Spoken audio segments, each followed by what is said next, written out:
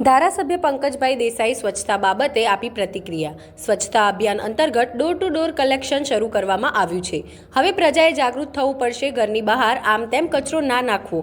સવારે મહાનગરપાલિકાની કચરાની ગાડી આવે છે તેમાં જ આપવો। જે રીતે આપ આપનું ઘર, ઓફિસ, દુકાન ચોખ્ખું રાખો છો તેમ નડિયાદ શહેરે પણ આપણું ઘર છે। આવો આપણે સાથે મળીને આપણા શહેર, આપણા ગામને સ્વચ્છ બનાવીએ। તેમજ શહેર વિકાસને ફ્લાયઓવર બ્રિજ બાબતે રજૂઆત કરી હતી।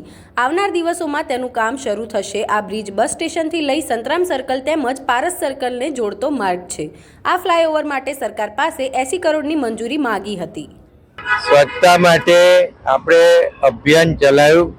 હવે પ્રજાએ આના માટે આગળ આવવું પડશે અને સ્વચ્છતા માટે પ્રજાએ આગળ રહી અને જે બહાર હજુ કચરો નાખે છે એ બંધ તો કરવો જ પડશે।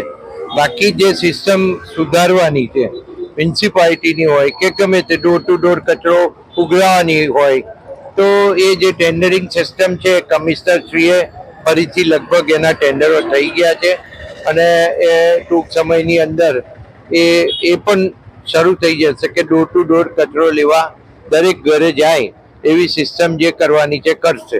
પણ એટલીસ્ટ પ્રજા સહકાર આપે એ ખૂબ જરૂરી બાબત છે। આ સિવાય મેં નડિયાદ માટે ઘણા બધા કોર્પોરેશન થઈ છે એટલે પ્રશ્નો પણ હાઉસની અંદર રજૂ કર્યા છે અને એનું વર્બેટિંગ આપને જોઈતું હશે તો હું વર્બેટિંગ આપીશ।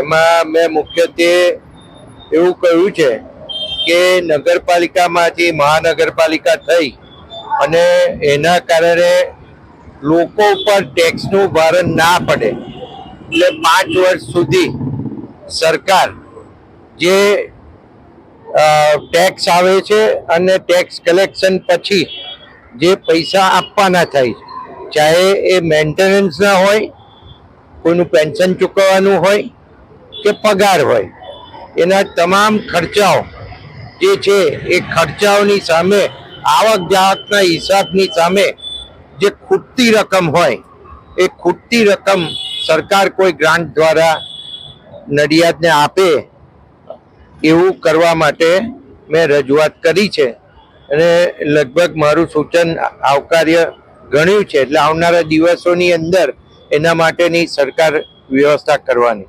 એની સાથે સાથે મેં બીજી એક રજૂઆત મારા શહેરી વિકાસ વિભાગના મારી માગણીઓના પ્રવચન ઉપર પણ મેં કરી છે। એની અંદર મેં જે વાય જંકશનનો જે આખો રેલવે ઓવરબ્રિજ પૂર્વ પશ્ચિમને જોડતો બનવાનો છે, એ રેલવે ઓવરબ્રિજને આખો સંતરામ કવર કરી અને છેક વાણિયાવર પારસ સર્કલ સુધી એને ફ્લાયઓવર લઈ આવવા માટે મેં 80 કરોડ રૂપિયાની રજૂઆત કરી છે। એની પણ લગભગ મહાનગરપાલિકાએ એના ડ્રોઈંગથી માંડીને બધું કરવાની કામગીરી શરૂ કરી દીધી છે। એટલે આવનારા દિવસોની અંદર અમે જે વિચારી રહ્યા છે અને મેં જે વિચારેલું છે, તો એક આ જો આપણને ફ્લાયઓવર મળે તો નીચે જે સવારથી સાંજ સુધીમાં લગભગ 25,000 જેટલી સંખ્યા આખા જિલ્લામાંથી પ્રજા આવતી હોય નડિયાદની અંદર, ખરીદી માટે હોય કે બીજા કોઈ પણ કામ માટે હોય, તો આ રોડનો મેક્સિમમ ઉપયોગ થાય છે। તો નીચે રોડ કન્જસ્ટેડ છે, હવે પૂરો થઈ શકે એમ નથી, તો ઉપર ફ્લાયઓવર થવાથી રાહત થાય અને ડાયરેક્ટ ટ્રાફિક બહારનો બહાર નીકળી જાય એવી વ્યવસ્થા થાય એવું કરવા માટેનું પણ આયોજન આપણે કર્યું છે।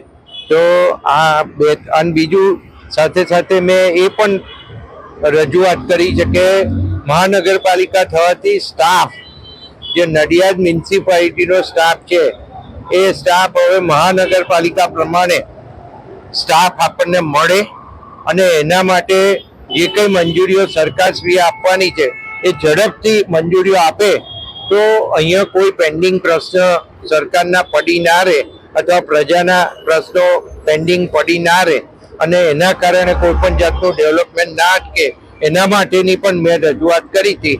એ પણ મેં મારા પ્રશ્ન દ્વારા અંદર હાઉસમાં રજૂ કરી।